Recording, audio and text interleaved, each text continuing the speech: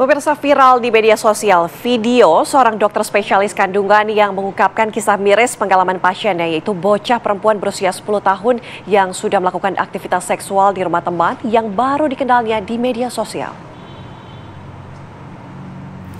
Assalamualaikum warahmatullahi wabarakatuh. Ini saya baru aja ketemu pasien ya. Aduh, saya pengen ingetin teman-teman semua untuk kalau teman-teman ibu-ibu yang punya anak perempuan harus benar-benar dijaga anak perempuannya baik-baik. Jangan gampang percaya kalau mereka minta izin untuk nginep di rumah temennya, siapapun itu. Kalau kita nggak kenal baik anak itu, jadi jangan segampang itu untuk memberikan izin pada anak-anak perempuan kita ya. Jadi ini saya baru kedatangan pasien. Umurnya baru 10 tahun ya, 10 tahun. Kemudian dia izin dia dibawa sama tantenya karena dia itu baru habis pulang nginep dari rumah temennya katanya gitu. Dan ini temennya itu dia kenal cuman dari sosmed, dari Instagram, teman main, teman perempuannya, sama-sama umurnya 10-11 tahun. Dan ternyata ketika ditanya kamu habis ngapain dan segala macam, dia kurang meyakinkan jawabannya, dan akhirnya dia dibawa sama tantenya karena orang tuanya nggak berani membawa dia periksa ke dokter obgyn. Dan di situ dia cerita bahwa saya pengen cek nih dok, ini ponakan saya udah macem-macem nggak, karena dia ini nginep di rumah temennya, katanya kita lagi lengah, kita lagi banyak kegiatan di rumah, orang tuanya lagi keluar kota, dan dimintain izin dan dia nyelinep pergi, katanya sih nginep di rumah temennya gitu. Dan ternyata usut punya usut, akhirnya saya periksa, saya tanya-tanya adiknya, ternyata mereka dia itu nginep di rumah temennya itu berempat, jadi 2 cewek 2 cowok, udah janjian ada di situ. Cowoknya itu anak-anak laki-laki juga, usianya baru 13 tahun, dan katanya dia pacaran baru 2 minggu, dan itu pun kenal dari Instagram, TikTok, dan sebagainya. Jadi mereka nginep di rumah itu karena temannya si ini, dia nginep di rumah teman ceweknya ini. Teman ceweknya itu pun juga orang tuanya lagi nggak di rumah karena orang tuanya semua lagi ada di rumah sakit. Jadi rumahnya itu lagi free gitu. Jadi 2 teman-teman laki-laki bocil itu juga pada ikutan nginep di rumah si temannya si cewek ini gitu.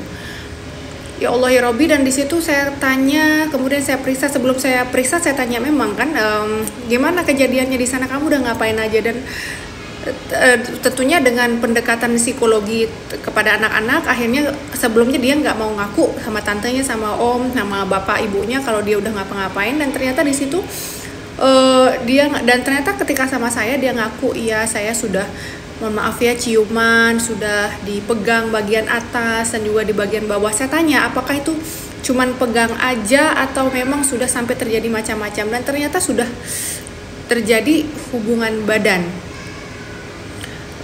antara si anak ini, si pasien ini sama laki-laki itu, yang baru dia kenal baru 2 minggu, dan itu dia kenal cuman dari Instagram, DM, dan juga dari TikTok dan sebagainya. Ya Allah ya Tuhanku, ini 10 tahun. Kemudian saya lakukan pemeriksaan, tentu saja apakah sudah memang terjadi hubungan tersebut, apakah ada intercourse ya, ada masuk. Dan memang ternyata, dan sayangnya saya mendapatkan memang selaput darah atau himennya emang sudah robek, dan ada robek di Tuhan ya Allah ya Robbi Karim, 10 tahun loh. Saya nggak nyangka gitu ya Allah ya Robbi. Jadi buat ibu-ibu di luar sana yang punya anak-anak, orang-orang perempuan ya, tolong dijaga baik-baik. Padahal ini anak dia sekolah di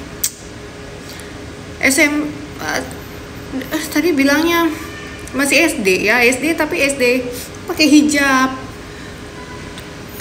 Saya kehabisan kata-kata gitu. Ya Allah ya Robbi.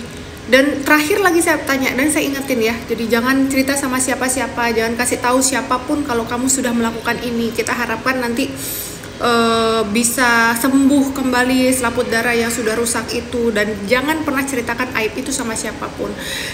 Dan ketika saya ingatkan, gimana kamu tahu kan rasanya, dan you know what, dia bilang, ya Allah, saya kira dia akan ada traumatis ya, ada trauma terhadap kejadian tersebut. Dengan segitu saya ingetin efek jangka panjangnya, dampak buruknya, ada kemungkinan ini itu dan segala macam. Dan tapi dia bilang kalau itu adalah pengalaman yang menyenangkan untuk dia. Ya Allah ya Robbi. Jadi saya sampai nggak habis pikir, dan saya ingetin lagi ke keluarganya waktu itu, ini ya harus dijaga baik-baik, kalau bisa dibawa ke psikolog anak karena emang sudah pola pikirnya udah aneh gitu. Jadi hati-hati buat ibu-ibu di luar sana yang punya anak perempuan pada khususnya, tolong dijaga baik-baik pergaulannya, jangan terlalu bebas dan jangan terlalu gampang memberikan izin, tolong dikontrol. Dan peran kita sebagai ibu di rumah tangga itu, ibu ataupun ayahnya juga sangat penting untuk menjaga anak-anak kita, apalagi untuk masa depannya di kemudian hari. Oke?